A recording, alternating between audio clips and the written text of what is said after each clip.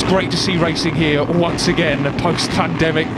Well, the green flag waves at the back, the lights will come on and they'll go off. We'll go racing once again.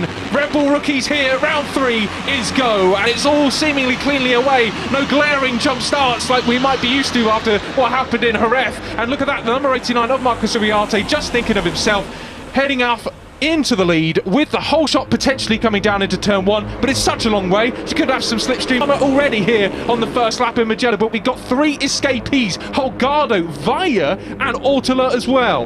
Yeah, so that was pretty dramatic. A long way to go yet with 2-minute lap times. Well, 14 laps to go. You can do the maths yourselves, I'm not. I was going to say, is that an invitation? Absolutely not, no.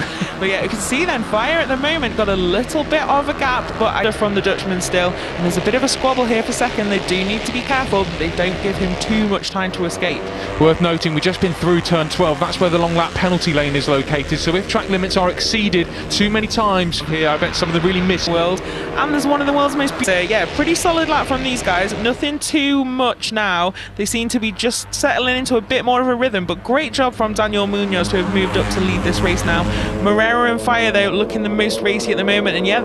Towards the run down to turns 15, he's got Tayo Furusato just behind him, and now this is worth to point out if you are not an Asia Talent Cup fan. Firstly, what are you here in this race today? We're 6 abreast, coming back down into San Donato, and David Alonso has joined the fight as well, up into 3rd place. Yeah, good stuff from the Colombian then. So far, we've got a lot of familiar faces at the front, the guys that done this in the other categories as well, but I think they're going to be reeling him in. But clearly, he's pretty good in the wide sweeping S-bends that we have here are plenty at Mugello. Yeah, great stuff then from the Japanese rider, and we're on board then with the standings leader, Danny Holgado, who also comes into this undefeated in the Moto3 Junior World Championship, so he'll be feeling pretty confident.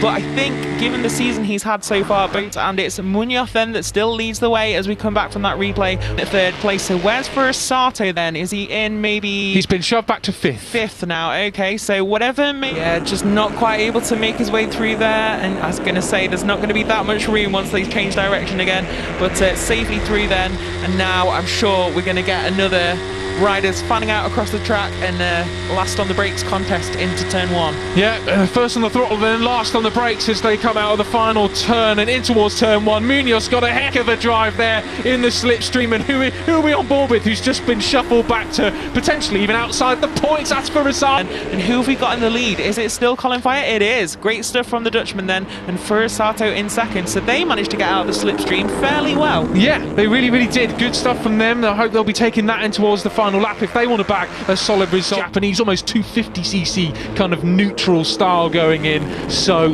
impressive. And look at that, Mario Aggi moving up the inside, a dive up the inside towards turn 15, but it's Holgado who's got the run into 2nd place on the run to the start and finish straight, about to begin final time. It was indeed, so yeah. An ultimate sector.